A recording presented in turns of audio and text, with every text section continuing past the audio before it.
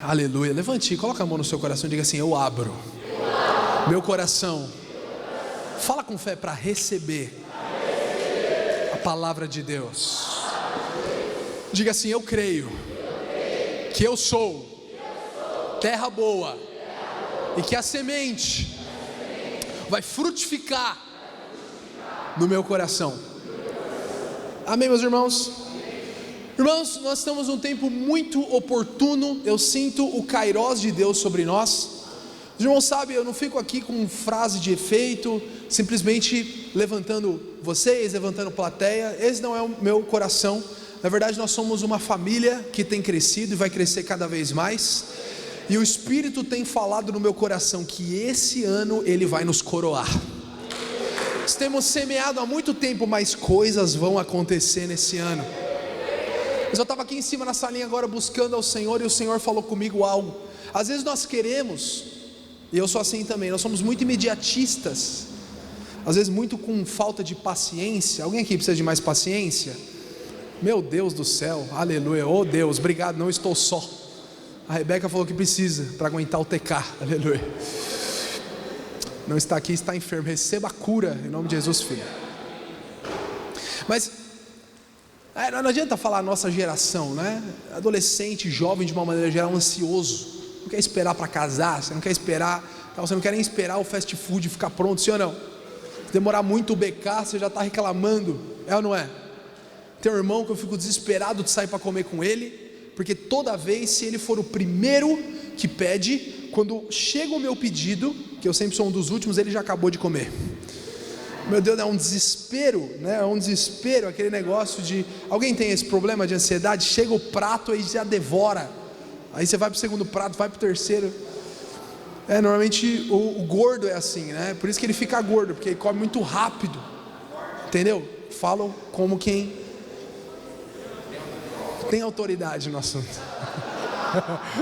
Mas eu estou sendo liberto para honra e glória. É má. Ó a unção do dedinho vindo sobre mim. Entendeu, né? Sim ou não?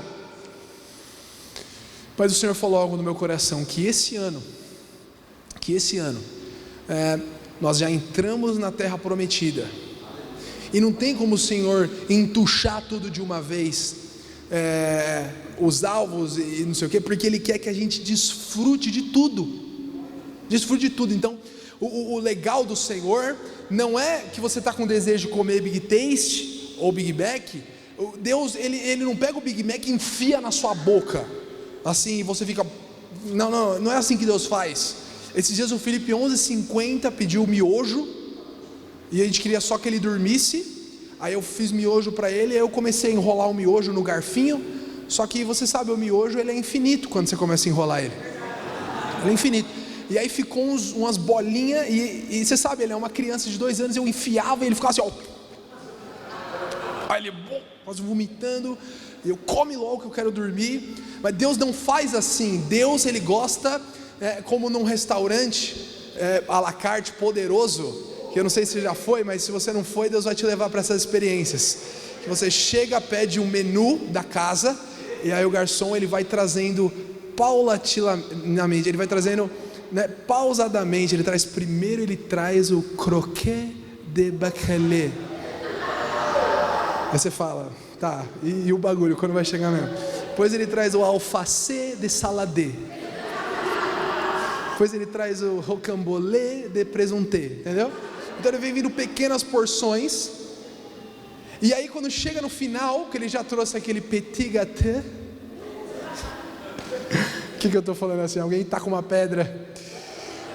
Aí você vai ver, você não se matou de comer em nenhuma hora, mas você está completamente satisfeito. E o garçom fala, ainda tem mais para trazer, quer que eu traga? Eu penso que a maneira de Deus nos saciar é dessa maneira. Ele vai nos enchendo, vai nos dando, vai nos dando, vai nos dando. Não tem ninguém que chega um dia, ora em línguas, e depois da mesma semana ele já revela CPF de irmão na profecia. Não tem. Existe um caminho de enchimento espiritual. Primeira palavra profética que eu liberei, né, foi para a irmã Stephanie. Nunca esquecerei, né? Eu estava atrás dela, eu toquei ela, falei, olha, eu tenho algo para te falar. Não sei se é de Deus, julga aí. Estava tremendo, as pernas tremendo. Ela fala logo, fala aí o que você quer. Falei, Deus manda te dizer Você lembra a palavra qual era? Nem eu. Mas aquele jeito e tal, não sei o que, né? E hoje fluo com tanta liberdade no dom. Mas por quê? Porque o Senhor foi dando medidas. Eu penso que nesse ano, estou falando tudo isso, sabe por quê? Porque nesse ano o Senhor Ele vai nos colocar numa mesa e Ele vai começar a servir o menu principal. Quando chegar no final do ano, nós vamos estar com 200 jovens, a gente não vai nem ver como o Senhor fez, mas a cada culto foi enchendo mais, cada encontro a coisa foi melhorando, cada reunião de célula foi enchendo, um visitante de cada vez, uma porção de cada vez, uma profecia de cada vez, mas no final Ele vai liberar tudo o que Ele tem para nós. Eu creio que foi assim. Não tem como os irmãos entrar em Canaã e desfrutar tudo em Canaã de um dia. É que nem quando você está desesperado, quinta série, chega no Hopi Hari, aí você fala assim, vou na Torre Eiffel, vou no descontenedor, vou no não sei o quê, vou no não sei o quê. Aí, quem já ficou nessa e não foi em nada? Várias vezes eu já ficava, vamos lá. Aí você pega a primeira fila, 4 horas. Depois de 1 hora você fala, desisto, vou na outra. Várias vezes já fiz isso. Aí vai na outra, chega lá 4 horas, fica uma, desiste, vai na outra. Não desfruta de nada, Tem que ser uma coisa de cada vez. Deus não é ansioso, Deus Ele tem pressa na salvação, é verdade, mas da mesma maneira que o Senhor Ele tem pressa em salvar pessoas, que é o que diz a palavra de Deus, o Senhor Ele faz tudo, Ele tem o governo nas suas mãos, e Ele vai simplesmente liberando as promessas na sua vida na hora certa. Aleluia! Eu tenho muita expectativa para o que Deus vai fazer nas nossas vidas esse ano, mas olha, fala para o seu irmão assim, já começou. E nós estamos inseridos num projeto que é a Missão Anjo da Guarda. Fala para 4 pessoas, Missão Anjo da Guarda.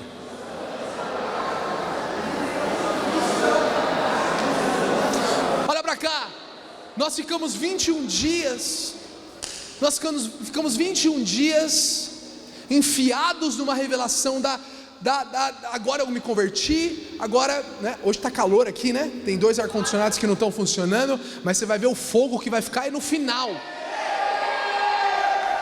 Oh my God, yes. Nós ficamos 21 dias meditando na igreja. Me converti, a graça me alcançou, e agora? E agora, qual que é o meu papel? E agora? Fala, e agora? Agora a vontade de Deus é que você se envolva na edificação da igreja.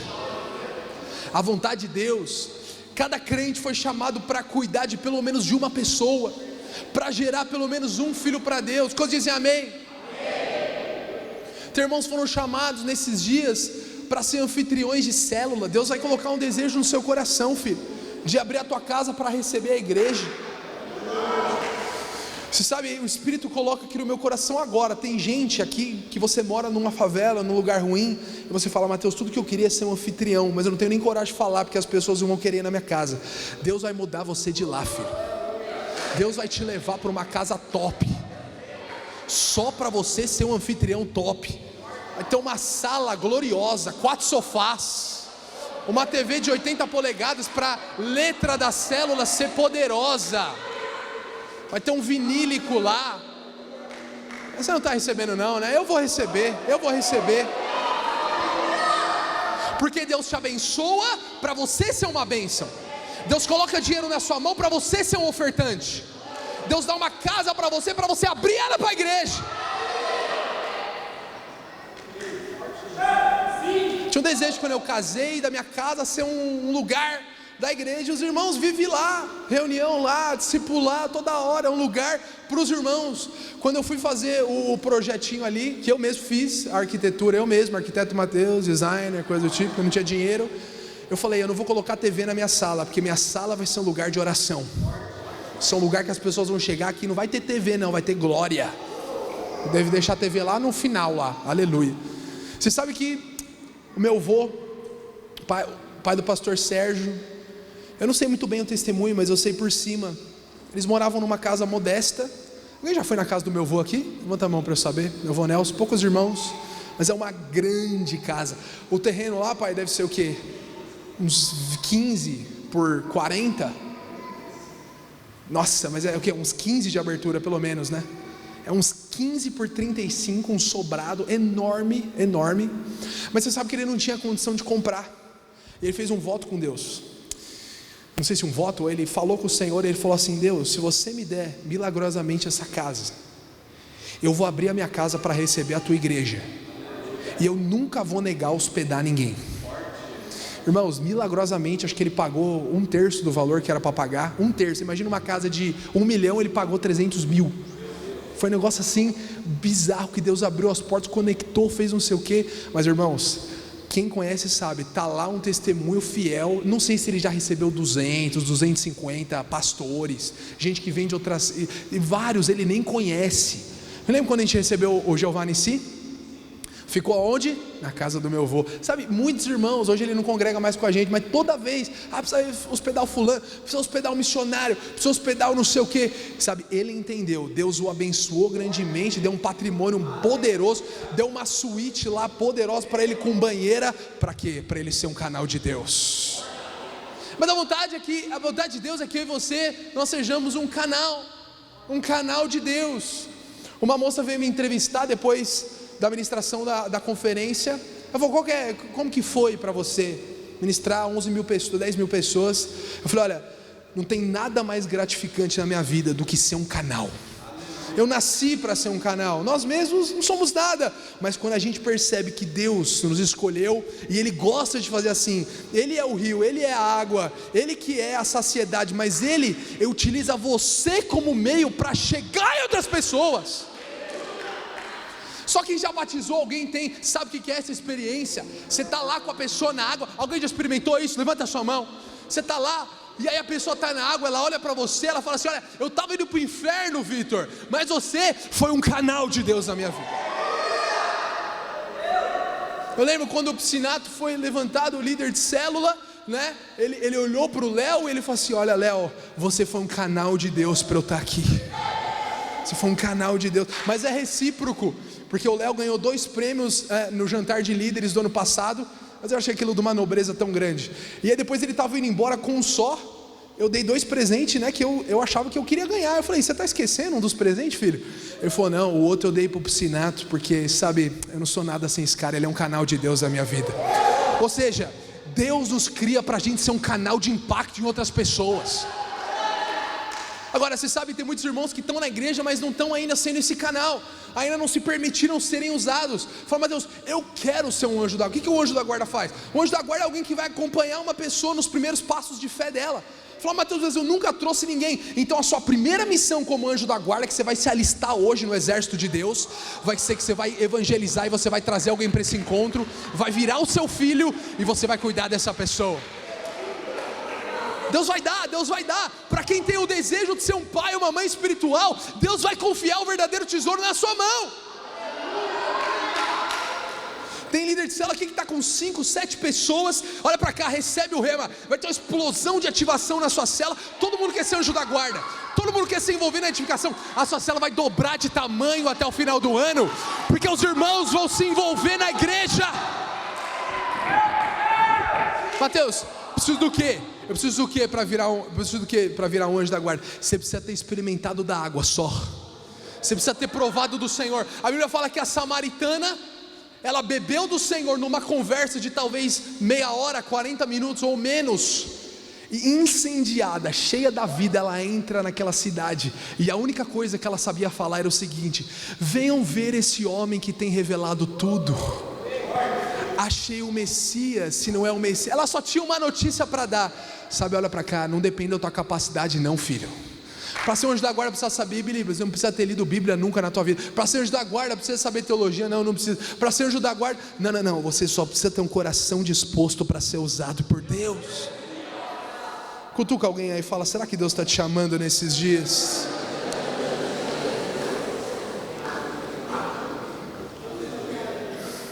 Todo crente foi chamado para isso. Irmãos, é poderoso quando a gente envolve no louvor, envolve em outras coisas, faz teatro, coisa do tipo, mas sabe, o centro do coração de Deus é quando a gente decide impactar outras pessoas. E Deus vai levantar muitos anjos aqui nesses dias. Deus vai levantar muita gente com desejo sincero de liderar lá na sua célula. Você sabe, parece que tem demorado algumas coisas no seu ministério, mas esse é um ano que Deus está encaixando você. Deus me mostra como que um quebra-cabeça Isso, levante as suas mãos. Shekleblai. Deus mostra um quebra-cabeça. Deus está encaixando você. Deus está encaixando pessoas junto com você. Deus está encaixando tudo na sua vida. As coisas vão ser aceleradas nesses dias, porque Deus tem visto um coração e tem agradado.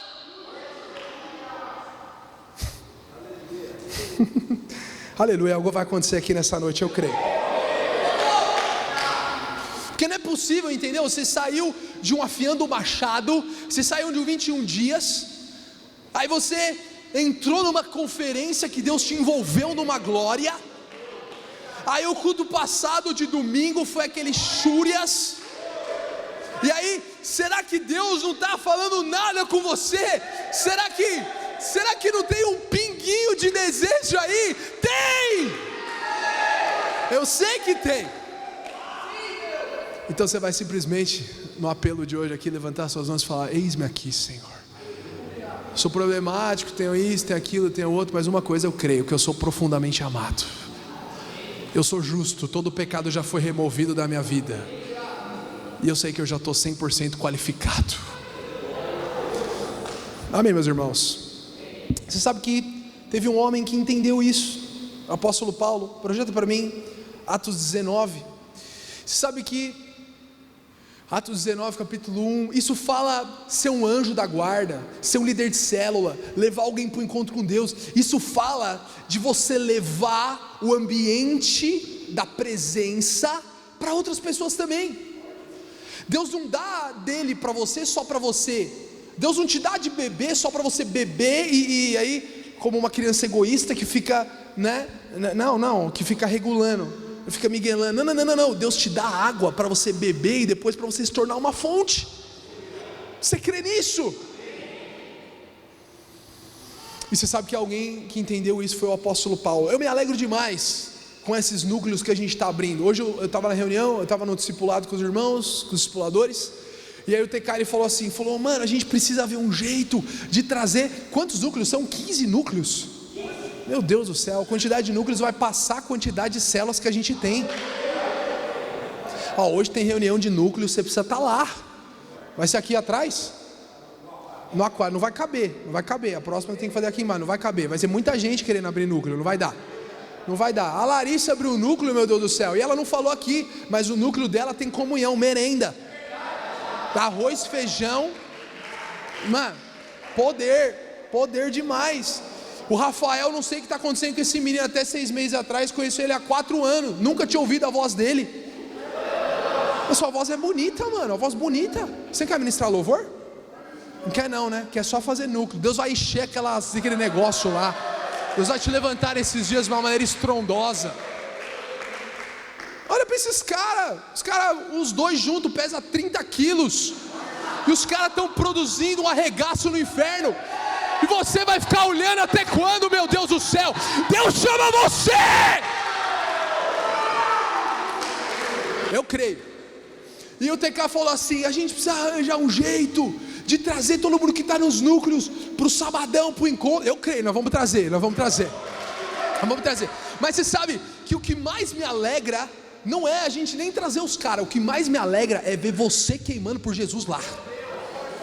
Porque, olha, eu fico pensando na presença de Deus, eu falo assim, mano, se o cara está na escola ou num trabalho e não tem um núcleo ainda, ou porque ele não sabe que ele pode ser usado por Deus, mas aqui você já sabe, então não é você esse, ou porque é alguém que ainda não entendeu que Deus chamou ele para ser um canal, alguém muito tímido, é porque é alguém ainda que está com algum problema de entendimento, e é alguém que ainda, sabe, ele não sei se um crente 007, você sabe, coisa do tipo, mas você sabe, eu me alegro demais, porque esses irmãos, eles estão entendendo para o que eles nasceram, velho.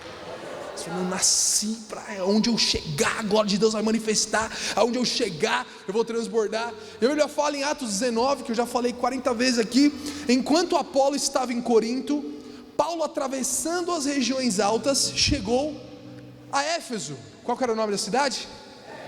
Lê aí comigo. Ali encontrou alguns discípulos, verso 2. Eles perguntou, vocês receberam o Espírito Santo quando creram? Eles responderam, não, nem sequer ouvimos que existe o Espírito Santo. Segura aqui por gentileza. Por que o apóstolo Paulo fez essa pergunta? Porque ele percebeu, os irmãos eram meio... Não é porque você cumprimenta um pentecostal, como é que é? Alguém está me entendendo? Como é que é um cumprimento pentecostal? Entendeu? Ele percebeu que o papo dos irmãos era muito... Está uma terra seca lá. Ele falou: vocês receberam o Espírito Santo? Tem uns chúrias aí? Não. Não tem não. Mas olha o que o apóstolo Paulo fez lá no verso 6. Projeta para mim. Quando Paulo lhes impôs as mãos... Espera aí. Paulo chega no lugar, está seco, mas Paulo é molhado. Eu que vou ficar seco, igual esses caras? Porque tem gente que é assim. O cara sai do culto, aí chega no lugar, palavrão. Aí ele entra, palavrão. Chega no lugar, não sei o quê. Aí se permite. Então ele não tem água jorrando. Ele não tem para ele e para o outro. A medida é muito rasa. Mas a medida de Paulo não é só para ele. Ele chega no ambiente, não é olha para cá. Ele chega no ambiente, não é o ambiente que faz ele, é ele que determina. Eu sou cheio, os caras estão vazios. Então ou eu vou ficar vazio, ou os caras vão ficar cheios. Mas a Bíblia fala que eram 12. Qual é a maioria? 1 ou 12? Naturalmente falando, era mais fácil ele ficar vazio ou os caras ficar cheios? Mas quando Paulo lhes impôs as mãos, veio sobre eles o Espírito Santo e começaram a falar línguas e profetizar. Sabe por quê? Porque eu estou cheio de algo, eu tenho algo que é muito bom e eu vou compartilhar. Recebe! Foi isso que ele fez lá. Então tem gente que entendeu, eu sou um canal, eu tenho um ambiente, a presença de Deus chegou em mim, e agora quem chegar perto de mim vai receber glória de Deus. Vou chegar no posto de gasolina, uma vez o Guerra falou que chegou no posto, o cara foi pôr lá, frentista, começou a tremer a mão dele, porque esse carro tem presença de Deus. Sim, tem presença, eu carrego a presença, você pode provar também. O cara está chegando na escola e está produzindo um arregaço espiritual lá.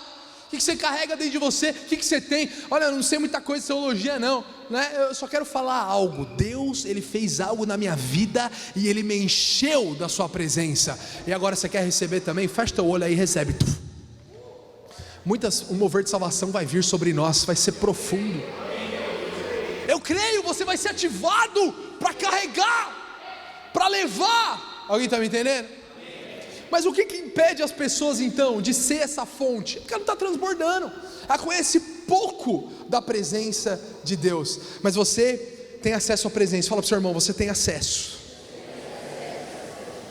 Eu quero gastar um pouco dos meus minutos falando a respeito disso. Mateus 27, 50 fala que o véu se rasgou e você agora tem acesso. Olha o que diz, a gente leu essa semana, na terça. E Jesus, clamando outra vez com grande voz, ele estava na cruz aqui, entregou o Espírito. 51, eis que, na mesma hora, o véu do santuário, em duas partes, de alto a baixo, tremeu a terra e fenderam-se as rochas. O que rasgou, meus irmãos? O que rasgou? Que véu? Que véu? Que véu? Hebreus 10, capítulo 17, olha o que diz, acrescenta, também, aleluia, eu gosto desse versículo, também de nenhum modo me lembrarei dos seus e das suas iniquidades, para sempre. Avança. Ora, onde há remissão destes pecados, já não há oferta pelo pecado. 19, e agora então, já que não tem mais pecado na minha vida, tendo pois, irmãos, intrepidez é coragem, intrepidez é ânimo, intrepidez é ousadia, para o quê? No Santo dos Santos. O que o Senhor Jesus, a Bíblia fala que o Senhor Jesus bradou, entregou o Espírito, e o que aconteceu? O véu rasgou, e agora o autor de Hebreus concorda, o véu rasgou, para que você pudesse com intrepidez, fala para o seu irmão, você pode entrar. No Santo dos Santos, por conta de que você pode entrar? Porque tem o sangue de Jesus na sua vida, verso 20, pelo novo e vivo caminho que Ele nos consagrou pelo véu, isso é, pela sua carne, 21, e tendo grande sacerdote sobre a casa de Deus. Quantos dizem amém? Eu queria projetar algumas imagens, porque várias vezes a gente fala do tabernáculo, porque o véu está falando tabernáculo. Tem gente que eu perguntei aqui, que véu? Você não sabe que véu? Não tem problema, eu gosto de ensinar. Eu vou falar um pouquinho sobre os dois tabernáculos do Antigo Testamento. Tiveram dois tabernáculos, o tabernáculo de Moisés, que foi dado assim que o povo saiu do Egito, e para eles ficarem 40 anos no deserto antes de entrar em Canaã, Deus deu o tabernáculo, que era a sua própria habitação. Tabernáculo significa habitação, inclusive, por isso que a gente canta assim, Ele veio.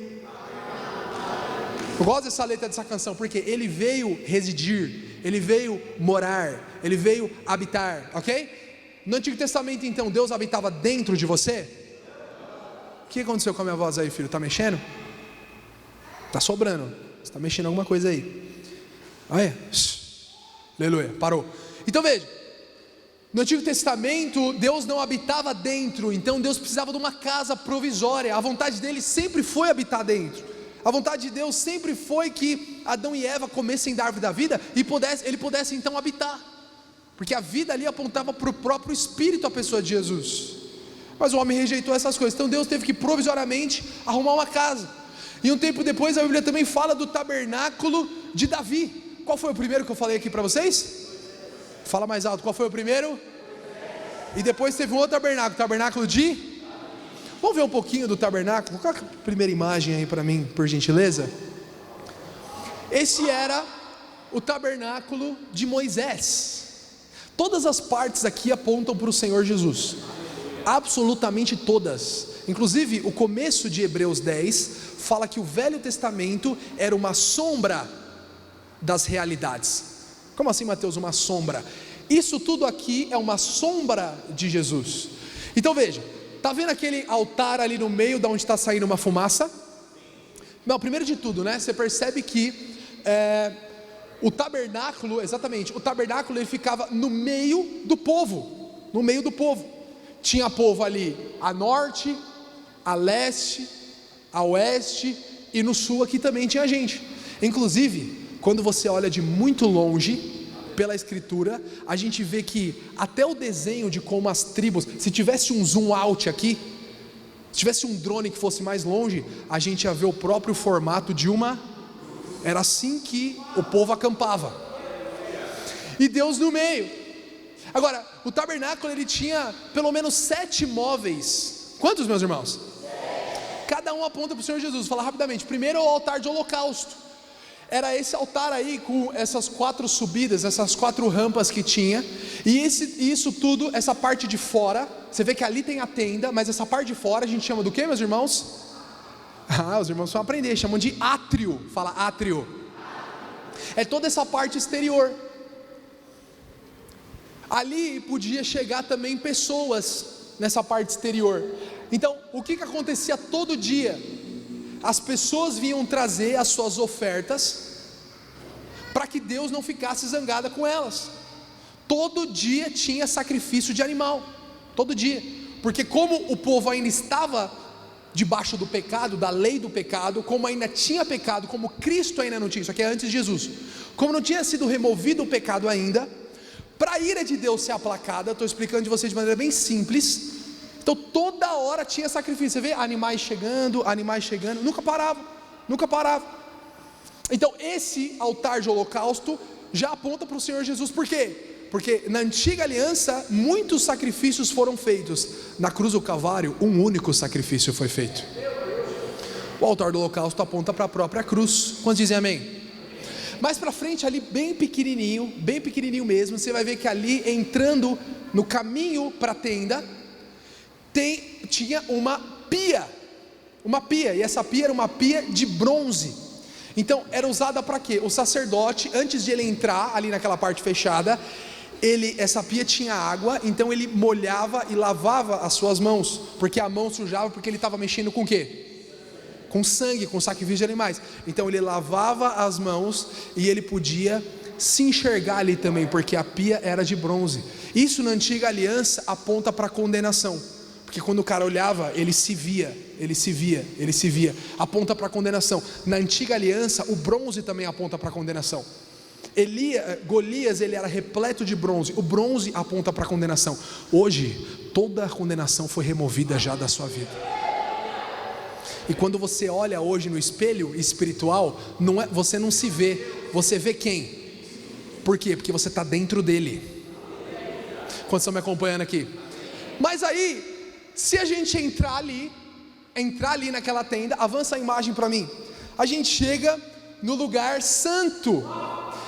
Aquela tenda que a gente viu, ela é dividida em duas partes. Então, como chama a parte de fora, meus irmãos? Tem que falar com força. Como chama a parte de fora? Como chama essa parte? No santo tinham três móveis, e os três também apontam para o Senhor Jesus. O móvel da direita, que é esse aqui, é a mesa dos pães da proposição, que tinha que ficar lá 10 pães da proposição. Mateus, por que isso aponta para o Senhor Jesus? Porque ele disse assim: eu sou o pão vivo que desceu do céu. Os sacerdotes comiam do pão, aleluia, está mexendo aí, filho? Os sacerdotes comiam do pão na antiga aliança, mas hoje nós comemos do verdadeiro pão, que sacia. Agora, um detalhe que eu gosto daqui: tinha cadeira para sentar? Na antiga aliança, o sumo sacerdote, nunca descansava de suas obras, porque a lei, ela não produz descanso em ninguém. Quem vive pela lei, vive com um fardo eterno de querer agradar a Deus. Comer em pé, já tentou comer em pé? É horrível, mas o que a palavra de Deus diz a respeito do nosso Senhor? Que assim que Ele terminou de fazer expiação pelos nossos pecados na cruz, a Bíblia fala que Ele assentou à direita de Deus. Ou seja, Cristo descansou. Você só descansa quando? Quando o trabalho foi finalizado. Na antiga aliança precisava de muito sacrifício, porque o pecado nunca era removido. Então quando alguém pecava, já tinha outro, tinha que ficar, nunca tinha descanso. Mas quando Cristo removeu, Ele removeu todos. O passado, presente e futuro. Ele falou: fiz a obra completa, agora eu vou sentar e vou relaxar. Mas aqui na sua esquerda tem o candelabro. Diga o candelabro. Candelabro tem vários significados, não é? Mas eu quero aplicar para o Senhor Jesus. Ele era o móvel, você pode ver ali, que trazia luz. Ou seja, o Senhor é aquele que traz luz para você. Olha para cá. Se você ouvir o Senhor Jesus, que Ele habita dentro de você, você não vai casar errado, filho. Se você ouvir o Senhor Jesus, você vai ter clareza de qual carreira que você tem que seguir. Se você vê o Senhor Jesus, líder de célula, Ele vai te mostrar as realidades da sua célula, para você identificar. Como é precioso. Já conversou com alguém que é cego? É desesperador. Você quer fazer o que da vida? Vamos aí. Está fazendo por que essa faculdade? Não sei, meu pai me obrigou. Por que você relaciona com essa pessoa? Não sei o que. Não tem cegueira, não enxerga nada, não consegue enxergar nada, não vê nada. Mas a Bíblia fala que o apóstolo Paulo faz a seguinte oração: iluminados os olhos do nosso coração. Os seus olhos agora espirituais estão abertos para ver o mover de Deus. Você não vai ser igual a essa geração cega que está se enfiando em tanta morte, homossexualismo, você quer tantas ideologias, cretinas que tem se levantado do dia. Você não, filho, você tem a luz de Cristo na sua vida. Amém? Amém? Amém? Alguém está comigo aqui? Diga um amém bem forte. Mas tinha ainda ali, quase chegando, eu li para você a respeito do véu. O véu, meus irmãos, é aquele pano que faz a separação dos ambientes. Mas antes do véu, ainda tem o altar de incenso. Esse é o nome, altar de incenso. Então aquele altar ali ficava queimando incenso o dia inteiro. Por quê? Porque os sacerdotes, eles entravam aqui com sangue na mão. Então se o sangue cai, o sangue atrai o quê? Mosca, todo tipo de bicho e coisa do tipo. Então o incenso era para manter o ambiente clean, limpo. Clean, Marcos, clean, vamos lá, alguém aí. Agora, isso aponta para o que, o Senhor Jesus? Isso aponta para as nossas orações. Fala, Mateus, aponta para as minhas orações? Não. Aqui aponta para o Senhor, pode apontar para as suas também. Mas hoje a Bíblia fala que além do Senhor Jesus estar sentado à direita, Ele está orando por você.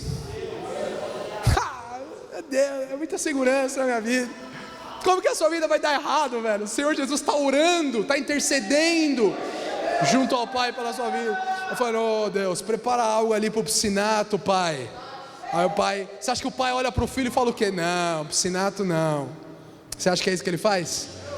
É por isso que o pai tem boas coisas reservadas para você, porque Cristo está intercedendo ao seu favor. Quantos dizem amém? Mas avança para mim na imagem, por gentileza. Se a gente vê de cima, avança, serva. Oh glória! Então nós estamos aqui no mesmo ambiente que a gente estava, mas a gente está vindo de cima. Mateus, por que precisa da separação? Qual que chamava, gente, o lugar de fora mesmo? Átrio. Qual que chamava o do meio? Santo. E qual que é esse último aqui? Santo dos Santos ou Santíssimo. Vamos dizer Santo dos Santos. Qual que é lá fora? Depois? Não, tá igual o palmeirense. Vamos lá, mais forte. Lá fora. Depois? Mas por que tinha esse véu? Veja, porque na antiga aliança, como o homem ainda tinha pecado nele, e o pecado nunca foi removido na antiga aliança, o homem não podia estar na presença de Deus, e Deus habitava nesse último lugar. Como é que chamava o último lugar? Então, uma vez por ano, várias ofertas eram feitas, por muitos motivos. Oferta de gratidão, oferta de holocausto, ofertas pacíficas, muitas. Mas só tinha uma oferta por ano. Os irmãos estão com sono? Cutuca alguém que está do seu lado, cutuca aí, fala, acorda aí, mano, acorda aí. Eu não vou demorar não. Ô irmão, achei que ia ser mó vida aqui. Os irmãos estão gostando da aula de tabernáculo aqui ou não? Acorda aí, mano, em nome de Jesus, para de moscar. Os irmãos tudo lá atrás, com sono. Oh Deus, ajuda o teu povo, aleluia. Só tinha um homem chamado sumo sacerdote, que era o sacerdote mais elevado que tinha, mais responsável, a patente mais alta, assim eu posso dizer, que uma vez por ano, ele entrava nesse lugar, com o sacrifício na mão, para fazer expiação. Então era um baita de um medo, esse dia de Yom Kippur, lá em Israel. Por que um baita de um medo? Por quê? Se Israel tivesse muito pecado e tivesse, de repente, com condutas que o Senhor achasse que não poderia perdoar, o sumo sacerdote, eventualmente, se ele entrasse na presença de Deus dessa maneira, o que poderia acontecer com ele? Ser morto. Ou seja, irmãos, quando falava de entrar na presença de Deus no Antigo Testamento, as pessoas tinham medo. Você está louco? Olha para cá, por várias vezes no Antigo Testamento, quando Deus aparece, as pessoas falam assim, meu Deus, vou morrer. Se Deus aparecer aqui agora, será que a gente ia falar isso? Meu Deus, vou morrer? Certamente não. Por quê? Porque hoje temos a mesma natureza dele. Aleluia. Quando ele se revela para você, você fica apaixonado, você quer mais. Quando Manoá, que foi o pai de Sansão, teve uma visão do anjo no Antigo Testamento, ele ficou completamente chocado. Ele olhou para a esposa dele e falou, nós vamos morrer, porque Deus apareceu para nós. Por que tinha essa concepção? Por quê? Porque olha para cá, tem muita gente que vive preso nisso até hoje. Medo de entrar na presença, medo de habitar com Deus. Por quê? Porque acha que tem pecado.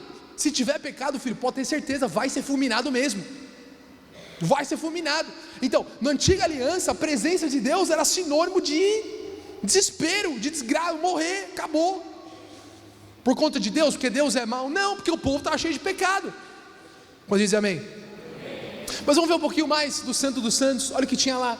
Tinha a Arca da Aliança. A arca era feita de madeira de acácia, aponta para a natureza humana de Jesus, mas ela era revestida do quê? De ouro, aponta para a glória. Ele era tanto homem, mas ele era também homem e Deus. Que mistério é esse? Apenas o Senhor Jesus foi dessa maneira. Mas você sabe, a arca ainda ela era dividida em duas partes. Tinha a parte de baixo, que era literalmente a arca, avança, e a outra parte que era o propiciatório. O propiciatório é a tampa, que é daqui para cima. Deus, ele não habitava na arca dentro, Deus habitava na tampa. Na tampa. Você está vendo que os dois querubins convergiam ali, aonde as asas deles tocavam, ali no centro, era ali onde Deus habitava. Era ali. Era ali. Mas vamos entender um pouquinho mais ainda da arca. O que tinha dentro da arca? E tem essa imagem aí, ou seja, uma vez por ano, o sumo sacerdote entrava com o sangue e ele espirrava o sangue, aspergia, obrigado, essa é então o sangue, ele ficava aplicado aonde, meus irmãos? Você tem que falar no propiciatório, Mateus.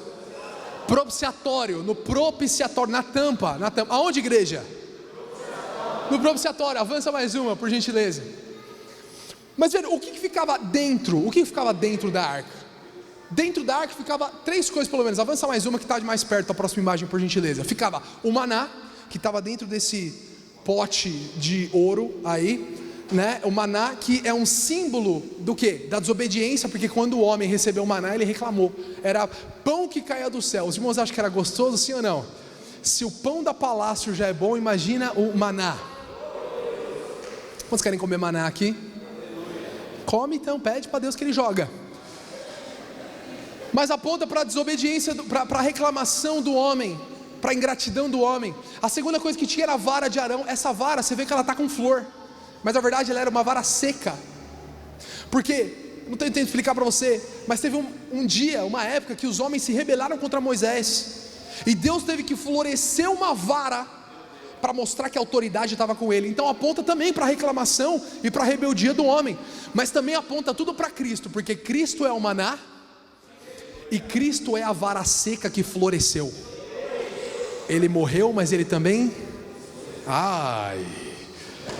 e por último, o que tinha lá, meus irmãos? As tábuas da aliança, que também é um testemunho contra o homem. Então veja, olha para cá, essa é a parte mais empolgante, meu Deus.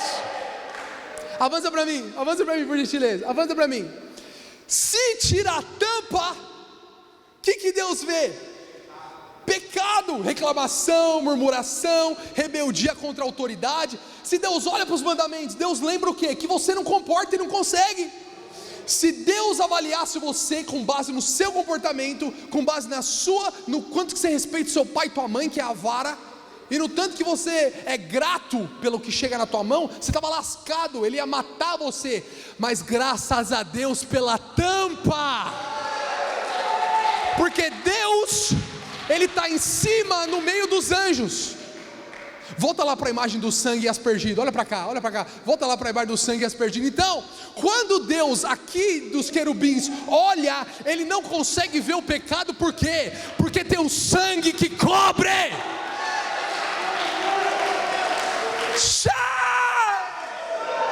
Saudades dele, aleluia. Mas você sabe, meus irmãos, isso aqui tudo era sombra, não removia, só o que, igreja? Hoje, sabe o que Cristo fez? Cristo arrancou tudo que tinha de podre de dentro de você. Você não está só coberto do sangue, mas o pecado já foi completamente removido. E o que aconteceu? Na cruz do Calvário, quando o Senhor Jesus morreu, o véu, aconteceu o que com o véu? Se rasgou. Por quê?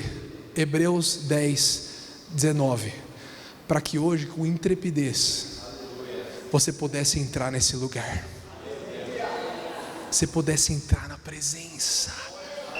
E o que antes era sinônimo de morte, era sinônimo de medo, porque antes alguém ousava entrar aqui? Será que tem algum louco em Israel que do nada ficava lá fora falando, tá ligado alguém falando assim, tá ligado aquela brincadeira? A gente brincou no último retiro de liderança que teve. Esse acho que foi a mais da hora que teve. Não, mais da hora foi queimada. Mas teve essa também que foi da hora, que foi, como que é? O pique-bandeira. Rouba-bandeira, né? Imagina a gente jogando rouba-bandeira, né? E aí a gente lá, tal, não sei o quê. Então veja, aqui não é tipo um rouba-bandeira que tinha um israelita que falava, vou lá entrar. E nenhum sacerdote vai me impedir, entendeu? E ele ia lá tipo, por quê? Entra lá, otário, vai morrer. Alguém está me entendendo aqui? Entra lá, tá louco? Então veja, na antiga aliança, presença de Deus. Que é isso, presença de Deus? Então, é por isso que muitas pessoas não se achegam a Deus hoje, porque eles ainda têm a mentalidade da velha. A mentalidade da velha. Qual que é a mentalidade da velha?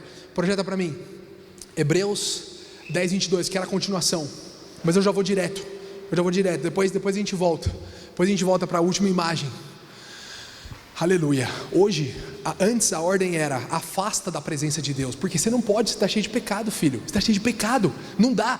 Presta atenção, quando Moisés viu a sarça pegando fogo, qual que foi a instrução de Deus para ele? Tira a sandália, esse lugar é santo. Ou seja, alguém está entendendo? Afasta, exatamente, é nesse espírito de, olha, distância da presença. Você é pecador, eu sou santo, tira a sandália. Alguém está me acompanhando? Mas hoje, meus irmãos, por que a gente pode entrar com intrepidez? Por que a gente pode habitar na presença? Por que você pode levantar as mãos e começar a glorificar a Deus? Por que você pode tomar a santa ceia? Porque não tem mais pecado sobre você, não tem mais condenação sobre a sua vida. Agora, pois, já não há mais condenação para aqueles que estão aqui, porque o Espírito de Deus, Cristo, arrancou o pecado da sua vida. E aí você pode fazer o que? Aproximar.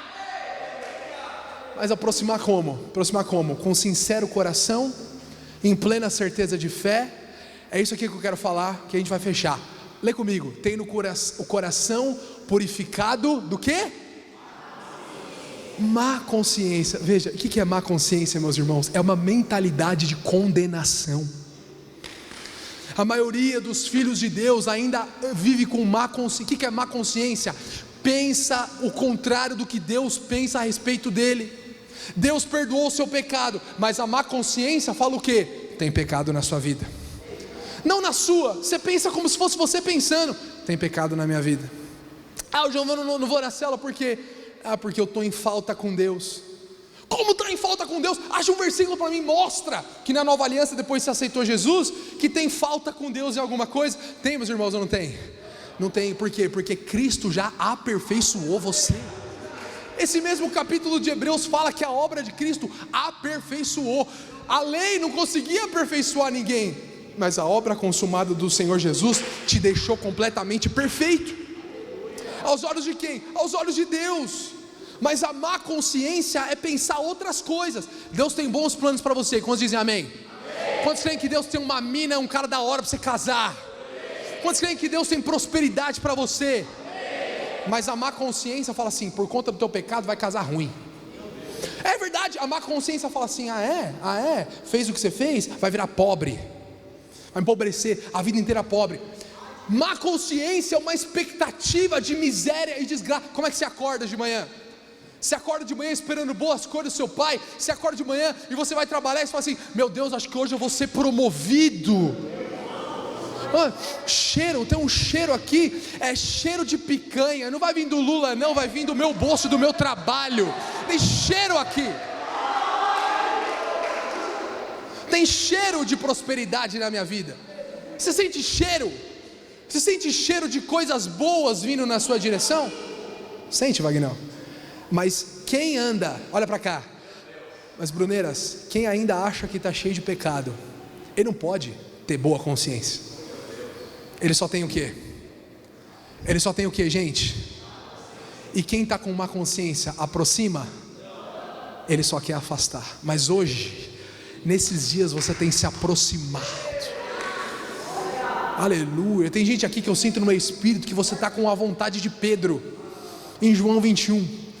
Pedro fala justamente do cara que viveu os dois lados da moeda, em duas ocasiões exatamente iguais. Em Lucas 5 a Bíblia fala que o Senhor Jesus falou: lança a rede, Dani, e ele lançou, e quando ele pegou vários peixes, o que ele falou para o Senhor? Afasta-te, sou miserável pecador. Mas depois que ele entendeu a graça, a Bíblia fala que em João 21 aconteceu a mesma coisa. O Senhor falou: lança a rede na direita, 153 grandes peixes. Aí ele falou: afasta de novo. A Bíblia fala que ele estava todo suado, Renan. Isso é uma piada interna, aleluia. A Bíblia fala que o Renan, ele falou da reunião, né? Ele falou: Churimão, né? Porque a Bíblia fala que Pedro estava todo suado lá no barco. Eu falei: não, a Bíblia não fala isso. Aí ele falou: não? Eu falei: não. Mas a Bíblia fala que Pedro estava até sem camiseta, provavelmente estava suado, aleluia. E a Bíblia fala que da segunda vez, quando ele entendeu o amor, olha para cá, o barco estava, Giovana, a uns 100 metros de distância, mas ele falou: não vai dar tempo de esperar. Eu tenho um desejo profundo de entrar no tabernáculo e habitar com o meu Senhor. Eu quero abraçá-lo, eu quero beijá-lo, eu quero colocar a minha cabeça no seu peito. Eu desejo, meu Senhor, eu quero, como Maria, derramar o meu perfume. Xalabachai, eu quero mais. E aí, a Bíblia fala que ele se joga, e deve ter sido o crawl mais poderoso da face da terra. Phelps bateu o recorde, mas é porque ele não viu aquele dia o que o Espírito estava impulsionando Pedro. Ele falou: eu vou na direção do meu Senhor, eu quero a presença, eu amo a presença. E depois esse cara que vai em direção à presença é o cara que na primeira pregação, a água que saiu dele tocou 3.000. Sinto no meu espírito aqui, tem muita gente que está cavando um poço há muito tempo, mas quando você começar a jorrar, quando você começar a ser um anjo da guarda, um canal de Deus, quando você começar a liderar uma célula, você vai ver que a água que tocou você vai tocar muito mais. Mas isso é possível com quem está cheio da presença de Deus.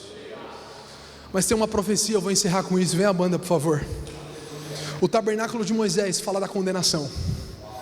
O tabernáculo de Moisés fala da separação. O tabernáculo de Moisés também é um símbolo da lei. E pela lei, ninguém pode se achegar diante do Senhor. Quantos dizem amém? Mas eu te falei que tinha um outro tabernáculo. Eu vou terminar com isso. Amós 9:11. Eu sinto um desejo pela presença aqui. Sinto um desejo. Vai ter gente que vai ter experiências profundas com Deus. Coloca o pad, por favor, e não precisa bater nenhuma nota. Deixa só o pad, por gentileza. Olha o que diz Amós 9:11. Uma profecia do Antigo Testamento. Mas você sabe que, coloca no meu retorno aqui também esse pad ungido, por gentileza. Você sabe que tem coisas no Antigo Testamento que foram escritas, Maria, para nós. Porque os profetas, olha para cá, eu vou fechar. Porque os profetas do Antigo Testamento, eles profetizavam, eles não sabiam para qual época eles estavam falando. E essa profecia, apesar de ter sido antes de Jesus, ela aponta para os tempos de hoje. Fala hoje. Fala essa palavra para hoje. Sabe, Maria, nesses dias Deus vai te levantar também de uma maneira extraordinária. Oh, meu Deus, eu vejo você como uma fonte. Muitas moças vão ser impactadas. Seu testemunho de uma moça depressiva, que o Senhor te tirou de um quarto escuro há algum tempo atrás. Meu Deus do céu, é lindo. O Senhor vai te fazer uma fonte. Oh, mas você sabe, lá em Amós 11, olha o que diz. Naquele dia, diga assim, hoje. O Senhor está falando assim: levantarei o tabernáculo de Moisés, levantarei o tabernáculo caído de Davi. Sabe por quê? Porque existe uma diferença entre o tabernáculo de Moisés, que é esse que eu fiquei meia hora falando, você estava com sono, e o tabernáculo de Davi. Projeta o tabernáculo de Davi para mim, por favor. Quando Davi assumiu o reinado, ele não quis saber do tabernáculo de Moisés. Ele armou a tenda dele, a Bíblia diz, e ele não colocou nenhum véu, mas era livre acesso. Livre acesso. E você sabe, no tabernáculo de Moisés, ninguém nunca ia fazer pega a bandeira, porque se entrasse a mãe. Mas o tabernáculo de Davi, a Bíblia fala que Davi instituiu um louvor 24 horas. Porque as pessoas começaram a olhar para a presença de Deus e ver que era boa. Não tinha véu, não tinha separação. O tabernáculo de Davi já falava da igreja do Senhor nesses dias. O tabernáculo que Davi levantou é loucura, porque eles ainda formalmente estavam debaixo da lei, mas espiritualmente ele estava num lugar elevado. E ele falou: eu não quero saber de véu, de separação, eu quero ver o meu Senhor.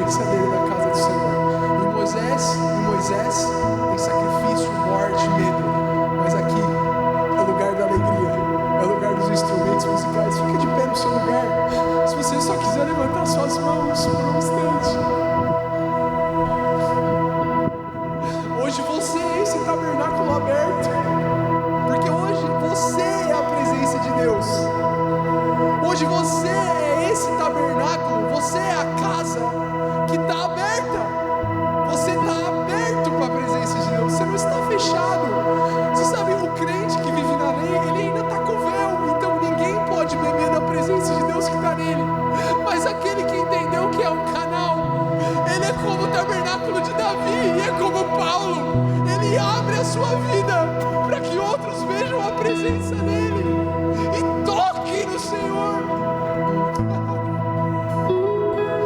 A Bíblia fala que era tão poderoso Paulo, que ele andava como um tabernáculo vivo, que as pessoas pegavam um lenço, passavam no suor dele e levavam na casa de quem não podia chegar até ele. A presença era tão forte na vida dele que um pingo de suor curava quem estava quilômetros e quilômetros distante. Feche os seus olhos. Você não imagina o que a presença de Deus vai produzir na vida das pessoas através de você? Guilherme, levanta as suas mãos aí na cama.